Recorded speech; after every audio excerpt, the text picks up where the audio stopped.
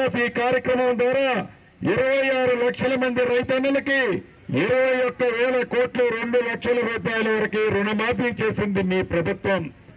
ఊరేస్తే ఊరే అని ఆనాటి దొరవారు చెప్తే ఊరేసి రైతుని రాజులు చేస్తామని చెప్పి దాంట్లో భాగంగా సన్నధాన్యం వేసిన రైతన్నలకి క్వింటాలకి మద్దతు ధరతో పాటు అదనంగా 500 రూపాయలు ఇచ్చిన ప్రభుత్వం మీరెన్నుకున్న ప్రభుత్వం. పేదవాడి ఆత్మగౌరవానికి చిహ్నంగా ఒక ఇల్లు కట్టుకోవాలని ఉంటది.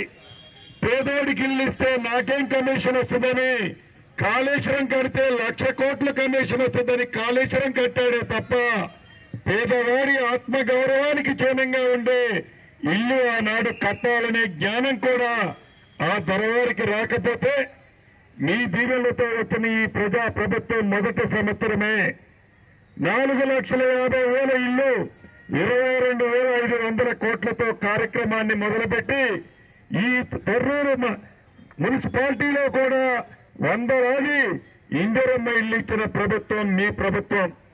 ఒక్కసారి ఇచ్చి